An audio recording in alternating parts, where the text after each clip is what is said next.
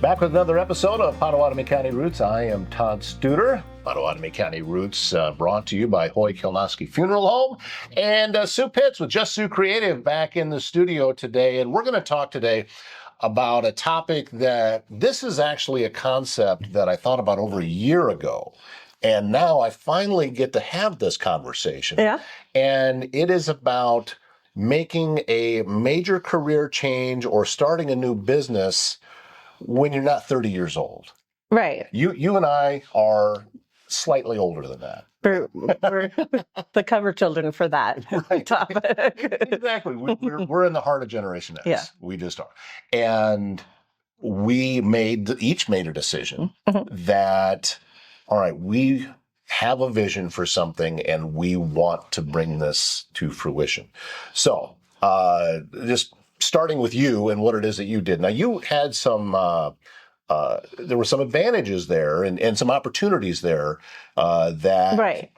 possibly somebody else may not have had because you've been at a place for so long and you had an opportunity Yeah. to take a retirement. Right. Yeah. So I worked at Iowa Western as a small business development center, was in a career I loved, but it was also a career I was in for 20 years. So, and I helped people start new careers. Over and over. Over and over and over. So that little inkling was back there, and Iowa Western, fabulous place to work, and they reward their people in great ways. And one of the ways is they do offer early retirements every once in a while.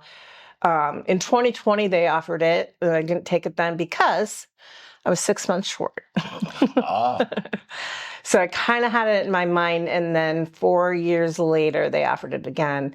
And when I tell you it was the hardest decision I ever made, it was the hardest decision I ever made. Yeah, you're talking about something that you had down. You had a routine down. You had your processes down. Yep. You knew day to day, regardless of who came through your door, pretty much how your day was going to go. Right.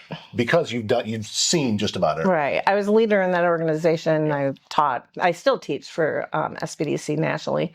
So that was to say, okay, I'm going to pull the plug on this. Yeah, regardless of what the retirement looks like, it is still not just a risk financially, but also it's a risk of fulfillment. Right. Yeah. And funny story, like people would, because it's called retirement, right? And, and so people automatically go, oh, you're going to take trips and it's retirement. My daughter will always be like, Mom, you act so strongly to that word retirement, because I kind of snip right back and go, I'm not retiring. I'm starting my own business. And I still did that. People are like, how's retirement? I'm like, I didn't retire. But I think it's because of that passion of I just wanted to reach in and do something a little different. I've been doing something for 20 years and I'm like, do I have something else in me? Can I do this? And just seeing all the people, the thousands of people that I worked with starting a small business and the reasons and their whys behind it, I had that too. So I made the decision and I started a website, business strategy, illustration, branding business. And because of my background, I really do work with a lot of small businesses.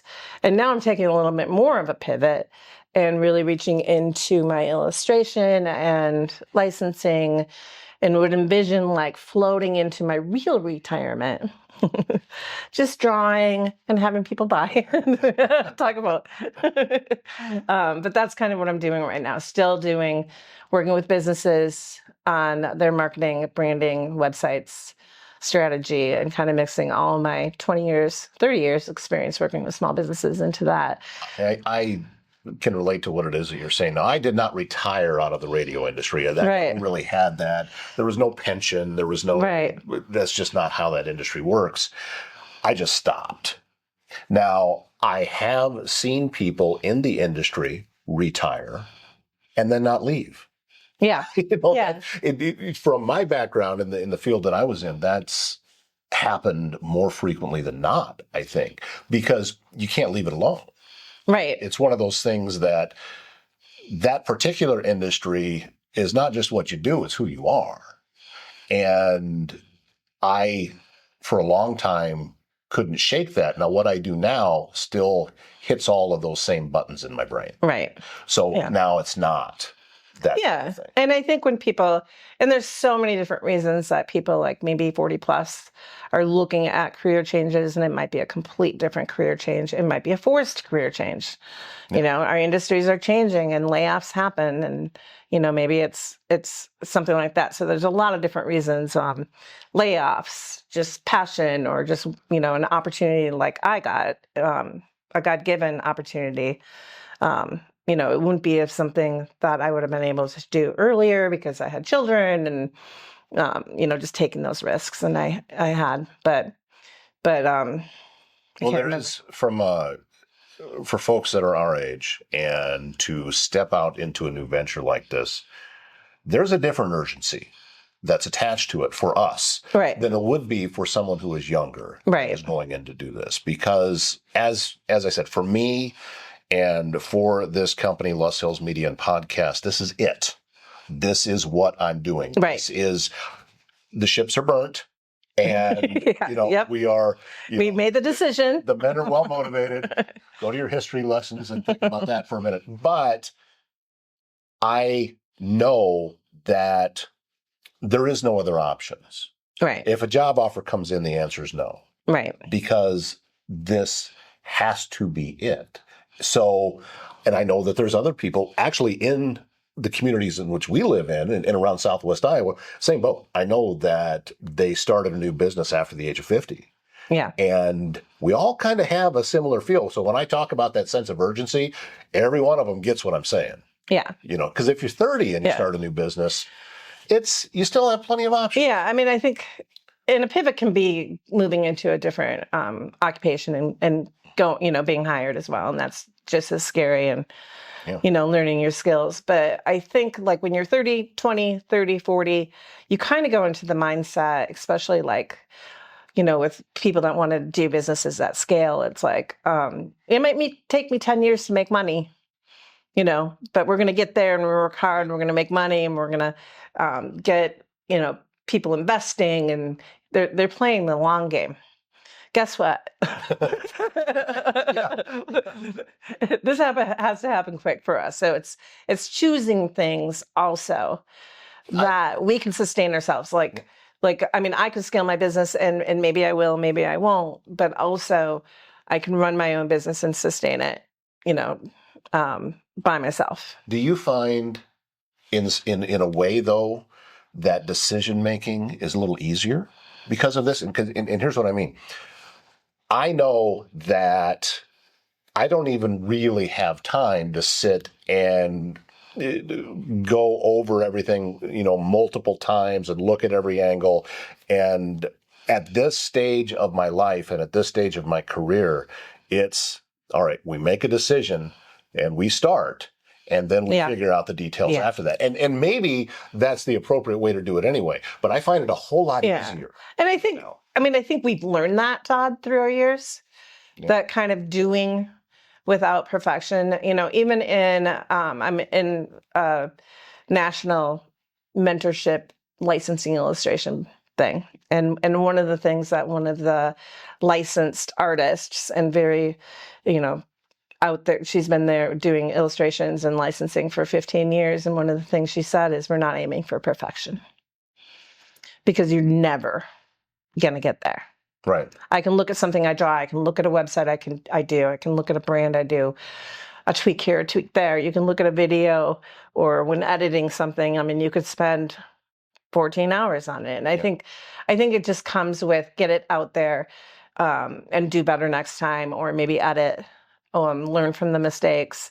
And, you know, if they're huge mistakes, of course, you're going to fix that. But perfection, you know, it's just not attainable.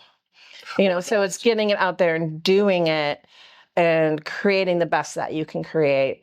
You know, learning from next time I'm going to keep the lines tighter or whatever it is, you know. And those that know me know that I have that in me, that perfectionism. Not that I can achieve it. I can't achieve it any more than somebody sometimes who it doesn't deal with that. But it is still, for whatever reason, ingrained into me that that's my baseline. Right. If I have not hit perfection, then I have failed. It is pass fail. And learning to know that about myself and to live with it and still produce content that will never be perfect. This interview already has not gone perfectly. That's what I mean. Again, that happens. That always looking for ways to improve should be a positive, but sometimes it gets in the way. One of my biggest mantras is walk away. Primrose Retirement Community in Council Bluffs believes home should be a place of comfort, connection, and care. From personalized support to engaging daily activities, everything they do is designed to help residents live fully and confidently. At Primrose, that's their priority, to put the quality of their residents' care and daily needs at the top of their list each day and every day. It's not just about where you live, it's about how you live. Learn more about life at Primrose by going to primroseretirement.com and then contact Jamie Bush at Primrose and discover a place that truly puts people first. If you have a leak, a clogged drain, or even if you're planning a big remodel, Waldstein Plumbing in Council Bluffs has you covered. With fast, reliable service and expert craftsmanship, handling everything from small repairs to major installations. They're locally owned and trusted and take pride in doing the job right the first time. Residential or commercial, big or small, when plumbing problems strike, they're the ones to call. Visit waldsteinplumbing.com. Cancer care, behavioral health, patient transportation, scholarships. These are some of the programs supported by Jenny Edmondson Foundation. Donations help Methodist Jenny Edmondson Hospital serve patients and families throughout Southwest Iowa, including free Medivan transportation for patients who can't drive or use public transportation. Learn more about the foundation and ways to give at jehfoundation.org. That's jehfoundation.org. If I'm sitting there and, whether it's something that I'm trying to solve a problem or I'm trying to come up with a design or trying to come up with wording for a website, and I'm sitting there for an hour and just like racking my brains, it's like, okay, walk around the block. Yeah. Or if it's trying to, fix a tech problem and I just can't figure it out, walk away and maybe open it up in the morning, and then all of a sudden it's kind of staring you in the face, It's exhilarating and frustrating at the same time. Yeah. It happens. This has actually happened. I have literally sat straight up in bed at 2 a.m. and that's it. Yeah. I've had that happen more than once because I was in my own way. Yeah. And oftentimes, exactly what you're talking about, and I've done this for decades. If something's not working, a lot of times it was voice work for me.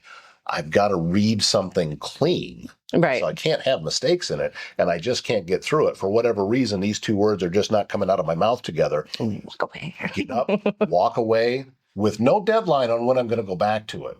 Understanding that there is a deadline when it's due, but I don't know if I'm going back in 20 minutes or if I'm going back in an hour or whatever, to give myself the freedom to be able to do that. Yeah. And there have been times even with this that's how I've had to approach it. Yeah. Well, and I think the bigger lesson is if you're in a corporate job or if you're in a position that's laid off or just really wanted to do something that has been in your blood for a long time, taking the steps to learn that industry. I'm taking the steps. I know how to start a small business. I know how to do strategy, but I don't know how to do licensing. So I'm taking those steps to do that, right? But at some point, I can only take so many classes. So it's sending my first pitch, and it might not be perfect. And a win to me would be a rejection. My first rejection that's a hard thing to get is going to be a huge win because I sent it out. I was brave. They saw it. A rejection means someone saw it, read it. It meant enough. It wasn't crappy enough for them just to throw it away. It meant enough for them to reply to you. I'm thinking about that, and yes, because years ago, the network that I was working for merged with Westwood One, and I was always a sportscaster, and I always thought, hey, do I have what it takes to be national? So I took my shot, and I got some content together, and I gave it to the vice president of programming, and he said, okay, he liked it well enough that I'll get it in front on the right desk. And eventually I heard back. And it said, I really like his style. He needs more seasoning. That was what the person who was in charge of that. I felt great. Yeah. I felt great. Yeah. And I did not get the job. Right. I felt great. So, I mean, let's go way back in time. But one of my first rejection letters after college, probably 89 or 90, I'm in Minnesota, Minneapolis, and the Mall of America is opening. Okay. Stories everywhere. It's like, oh, the Mall of America. And I sat down without even being prompted, no jobs in sight. I was in marketing communications.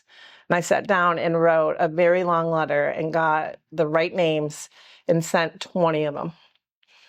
And I got one lady that called me and said, you're just not seasoned enough, but I want to tell you, it's the best letter, an introduction to someone for your young self. You're going to do great things. And I still remember it. I still have it. I was going to say, how long did that feed your soul? It still is. Yeah, I still have it. I think today, too, that the audience that we're really talking to, I think, are folks this age, maybe slightly younger or older, that have already started. Because we can get discouraged. Yeah. And especially when we think, because of that sense of urgency that I have, I'm not where I want to be yet. Yeah. And how fast can I get there? But then I stop and I take a look at, where was I 3 months ago and where am I today? Holy crap. Yeah. Yeah. And I think it's also like what we've done is left and we're building something, or we left and went to a new job. And how, at this stage in our lives, we still want to pay the bills, but we want to fulfill our souls. And I always step back, like when I get an opportunity or someone calls and wants me to do something or join something, I step back and go, does this fit into Soup Hits Now? At 30, yeah, Pop. Yes, yes, yes, yes, yes. Everything was yes. I'm doing everything. And now, taking a certain amount of jobs, paying the bills, feeding my soul, but also not working 24/7 Monday through Friday. Yeah, I've had to reach that point myself, because until that I figure out a way with this business to do that scaling, I'm pretty much tapped. Yeah. As far as my time goes. The time that you want. But there's still potential clients out there. My phone's still ringing. Right. And that means I have to graduate into the next step now. Again, moving out of what I know into what I don't know, getting rid of that, well, you're really not that good. That little voice in the back of your head. Imposter syndrome. Yeah, it's a real thing that I have to deal with. And then you always have a certain amount of detractors that are out there that typically have never achieved anything themselves, but they're feeding into that. And yeah, it gets back to me that, hey, somebody said this or somebody said that. And you just have to, okay, have your opinion. Yeah, it's all right. But those two things can kind of work in tandem sometimes, especially, if somebody says something that hits right on top of my insecurity that I'm already fighting out of my own head, then it's really difficult. Yeah. And listen, this is online. Yeah. I make my living on social media. Right. Not really, the entire thing wasn't put together in order to bring out the best of everybody. Right.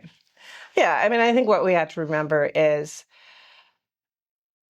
our not perfect, going back to that whole concept, is better than a lot of others.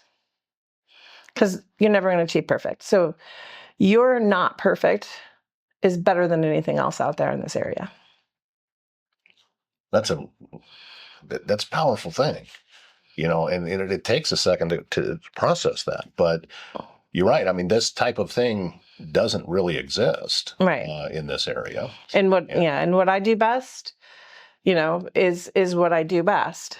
And in my own head, I know it's not always perfect, but my not perfect is selling other people's products. Right. And you've been doing that for a long time. Yeah. But it is a completely different beast, helping someone else with their business and applying all of those same principles to yourself. Yeah. That gets messy sometimes. There's a different approach to it because our vision and our view on it is different.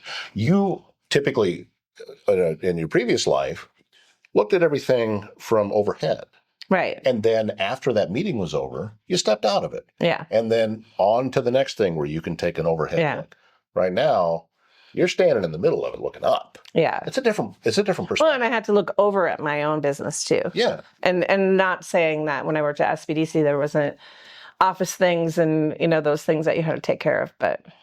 Yeah. So it's, all of these things are what we're all dealing with. Yeah. And because at this age, there's, as I mentioned earlier, there's a different urgency about it.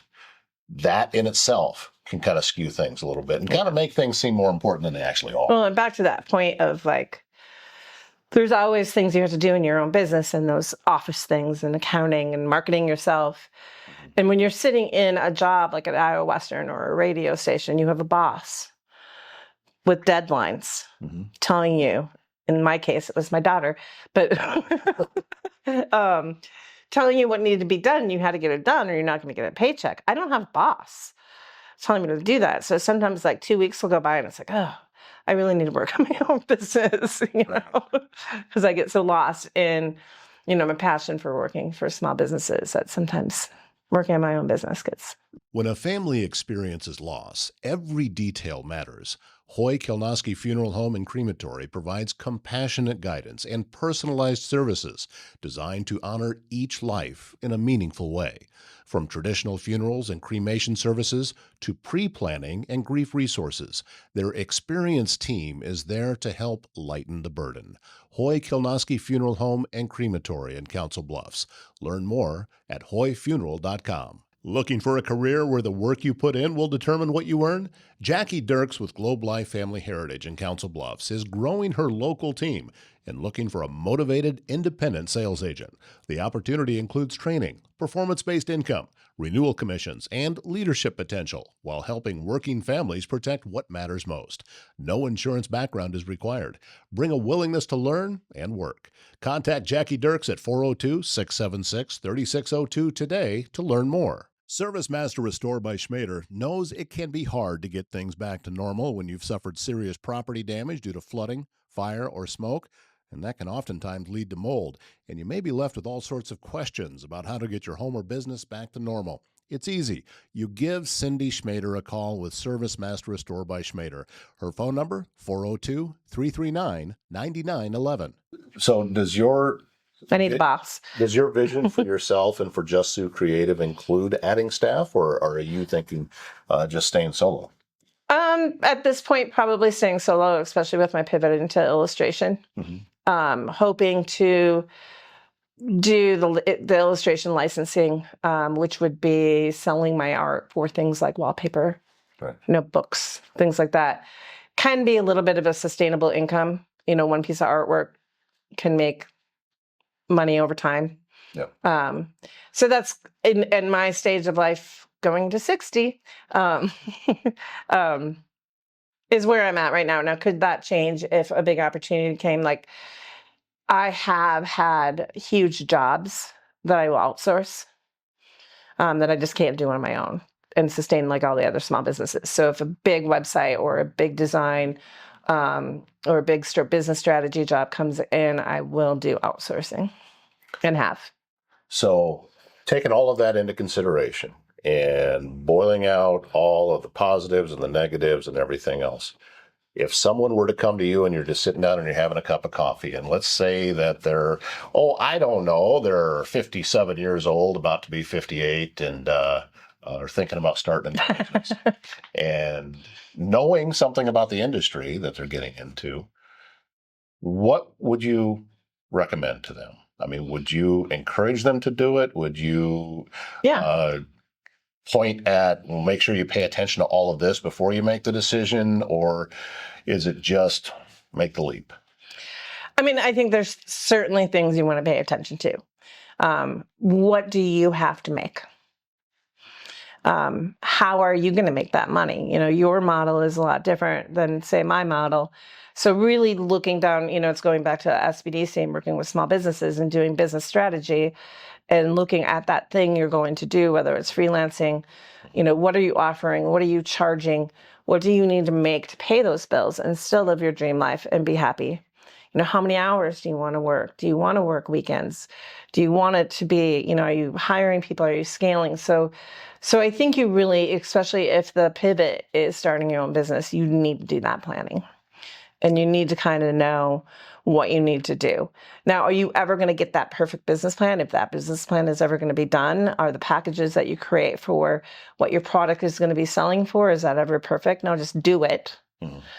Kind of have a good idea, be comfortable with it, but also know there's going to be little tiny pivots everywhere you move, Oh, I'm doing it. Yeah. All the time. Yeah. I'm doing it. Man, you're well aware. But we worked together when you were starting, and I was at SBDC, and we sat down and we figured out those things so that you were comfortable and like it's doable. Well, and initially, Yeah. if you go back all that time, and you met with a lot of people, so I don't expect you to remember. Oh, I remember. But I was looking at creating real estate videos, and not videos, but slideshows. So I could take the existing pictures for a real estate listing that already existed on the MLS site, download them, write a narration with it, so there's a voiceover that goes with it, attach music to it, and then there's a product to be able to push out on social media. So it has movement, Right. has voice, has everything, and it's a way to be able to market. The thought was the old school cable access shows that used to have the real estate shows on it, and this is how there would just be a series Right. of those. And that was my thought. I was 100% convinced, with 1.2 million real estate agents in the United States alone, that I only need a small percentage of these and I'm going to be just rolling in dough. No. Yeah. No, because I didn't do enough research on the need Right. for it. And And we for the talked about most that. part, most agents never saw the need. Had other solutions. Yeah, they had Yeah. other things. So what problem am I solving? The only problem I was trying to solve was me making more money. I didn't look at it Right. from Good the point. potential client standpoint, which was a hard lesson that Right. I learned. Right. And now with what I do and with sponsors on this show and other shows, I have to be able to personally see the benefit for this potential company to be a part of this before I would ever take it to them and say, Right. okay, because there are some that it doesn't make sense for. Right. And I really can't justify doing that. And I think that it helps with my credibility. Yeah. Yeah. I mean, going back to SBDC days, I mean, the biggest thing I would say, first time someone's out, every time someone walked to my office is, what problem are you solving? Yeah. First time I decided I was going to do what I knew and what I loved in working with businesses, I had to kind of sit down and go, but what problem am I solving? Am I going to just be another, web agency out there, person? And I have my personal things that I bring to the table that solves problems. So moral of this story is obviously reach out to the free resources, run your idea behind somebody Right. else. SBDC still exists out at Iowa Yeah. Western. You can use Yep. them. Mark Balkan. There is Advanced Southwest Iowa Corporation. They are willing to sit down and talk with you, and they're really good at connecting people and finding resources for different things, just like SBDC is. So there is resources available to us out there. Could be going across the river into Nebraska and getting the resources over there too. And then once you're running, get a hold of Sue, and she can help you market everything. Exactly. Exactly. Between Advanced Southwest Iowa and SBDC, I think those are, if you're in the Iowa area, I think those are your first stops for sure, because they will not hide resources. Their job is to get you to the right resources. So one of those two is a great place to start, and they're going to share the resources that you need. Perfect. Well, there you go. That's all the business tips we can give you on one show. That's how it is. Sue Pitts of Just Sue Creative joining us today. Thank you so much for being a part of it. Thanks to Hoy Kieldowski Funeral Home for being our presenting sponsor on Pottawattamie County Roots. And also we thank you for watching, clicking like, share, follow, or subscribe, or making comments, helping that algorithm push this information out even farther, and more people in our area can see the great stuff that Sue and I were just talking about. Thank you so much for watching. My name is Todd Studer, and we'll see you next time.